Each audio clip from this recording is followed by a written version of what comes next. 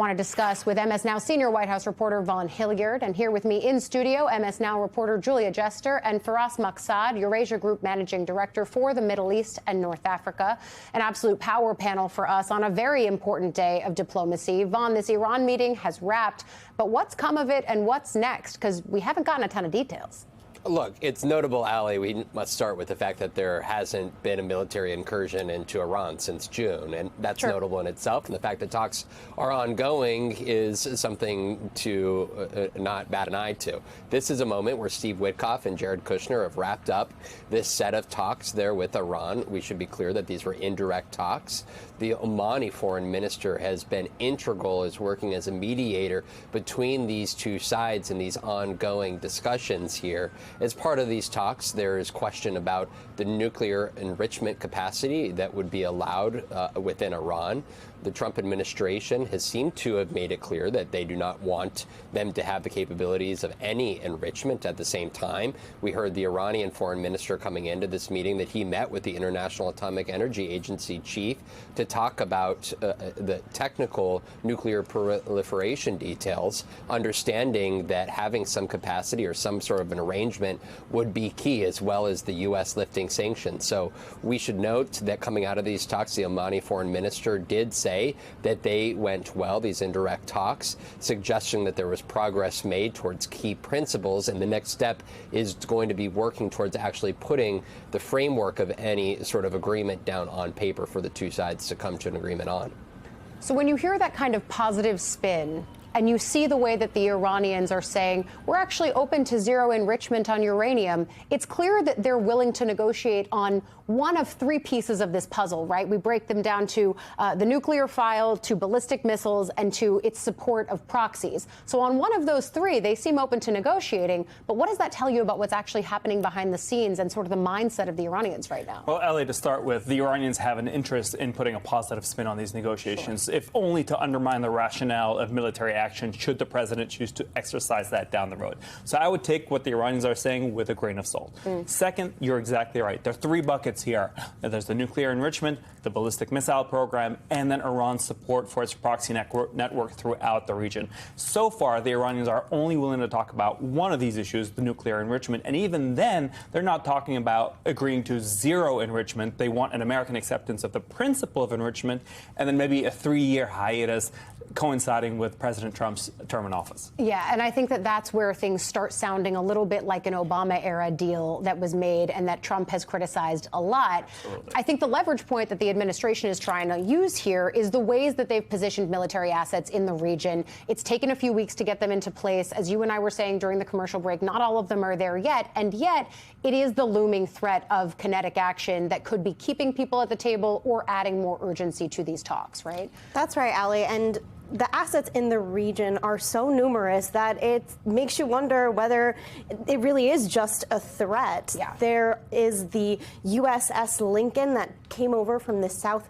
China Sea, and that has more than 5,000 military personnel, hundreds of aircrafts, but that alone was not enough. And so another carrier has been mobilized, getting pulled from the Caribbean region where we've seen a lot of action. It was clearly sent there for a reason. And so now the USS Gerald Ford is making its way to that CENTCOM area of responsibility. It's going to take some time.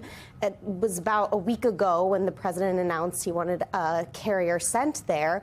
And in terms of timing, you know, it's hard to see the U.S. attacking Iran during the Olympics, for example, right? But that ends on Sunday, and after Sunday, the Ford could get into that area of responsibility. It has 75 aircraft on the carrier alone, hundreds more in its supporting ships. And while U.S. officials are hesitant to reveal how many assets are being deployed due to operational security, you can look at open source intelligence and see that aircraft are also mobilizing from the U.S. and Europe, heading over to that region. So it is quite a strong posture. It is an indication that the U.S. is willing to use force. But keep in mind, the last time we saw this was Operation Hammer in June, when the U.S. did strike those nuclear facilities in Iran, but those were contained and targeted. And so the question is the U.S. willing to enter what could be a sustained operation, which is something we haven't really seen under this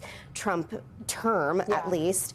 And it also raises the question of, are these assets stretched too thin overall? President Trump was asked over the weekend if he's concerned about these carrier groups getting stretched too thin, given that we have threats from China and threats in the Caribbean. And he said, I will talk about that later, kind of dismissing those concerns. But, you know, for us, I also think, first of all, Julia references the June strikes, where the administration liked to say that they obliterated Iran's nuclear capabilities, and yet they're still negotiating over nuclear capabilities. So we can square that circle at another time. But then there's also the way that you see potentially some instructive tea leaves in the pace that assets are being moved into the region. I mean, what do you ultimately think ends up happening? Yeah, I mean, that's exactly right. President Trump will have a hard time justifying a deal just on the nuclear portion because he's already repeatedly declared that he has destroyed the nuclear program. Now, there is certainly the highly enriched uranium stockpile that remains buried underground, so that could be a potential win. But would it be enough to justify moving all these assets only to strike a deal on that stockpile of enriched uranium, getting that out of the country or diluting it? I don't think so. So if we're looking at the way that the tea leaves are lining up, the way that the military assets are lining up, it's more likely that President Trump would want to get to a deal on the back end of military action where he could probably get more out of the Iranians than we are likely to see a deal before military action. Yeah, and then, of course, there's the people who are talking to the president, trying to influence him either way. Vaughn, among them is Senator Lindsey Graham. He was in Israel yesterday, and I want you to hear what he said on Iran. Watch.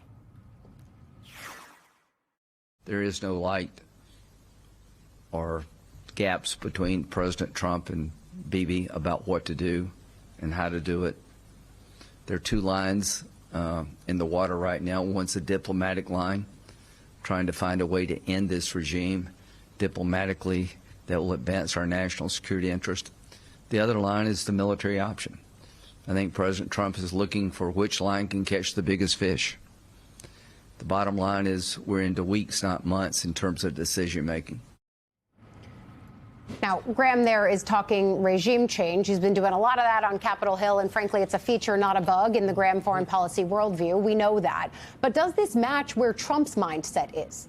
Just this weekend, Ali, President Trump specifically asked whether he wants regime change. He said, quote, seems like that would be the best thing that could happen. And the Ayatollah, in response, just in the last hour, put out a statement on social media saying the American president claims that their army is the most powerful in the world, yet it still happens that the world's most powerful army takes a blow such that it cannot get back up.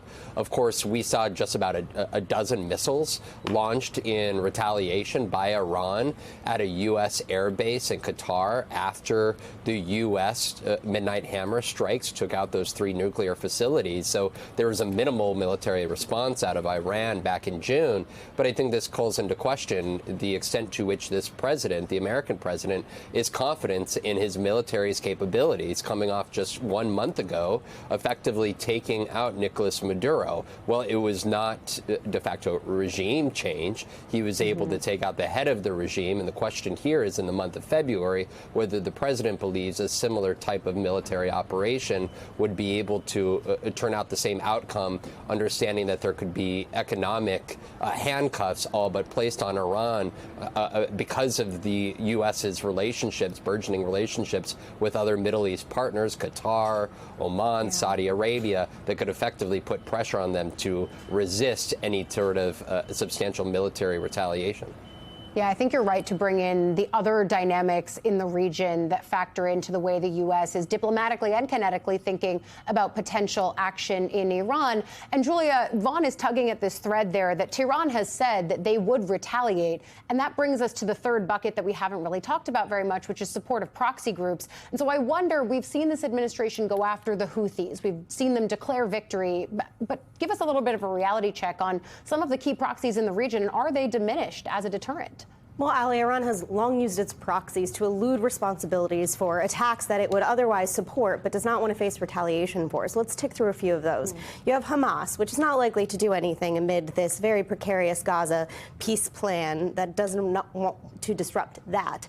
Then you have the Houthis, which have threatened to basically rescind a ceasefire agreement from earlier this year regarding actions in the Red Sea that it has with the United States, but that group is also quite diminished. And then you have Hezbollah, which has been completely decimated, and yet leaders of Hezbollah in Iraq have threatened that they would come to Iran's defense, that they would retaliate against the U.S., strike bases. Vaughn mentioned in Qatar, the Al Udeid base there. And so you have Hezbollah really threatening potential retaliatory actions, even if Tehran doesn't want to officially take action against the U.S. But beyond military action, what Iran could do is essentially choke off oil. So today, Iranian state media reported that Iran was closing the strategic Strait of Hormuz for military exercises, closing it as a safety precaution. And it's not a coincidence that that is a reminder that it has control over that throughway, which essentially controls a fifth of the world's crude oil. And so if that was closed off, it would create quite a lot of problems for the prices of oil, which I'm sure is something that President Trump does not want in a midterm year especially. Yeah, it's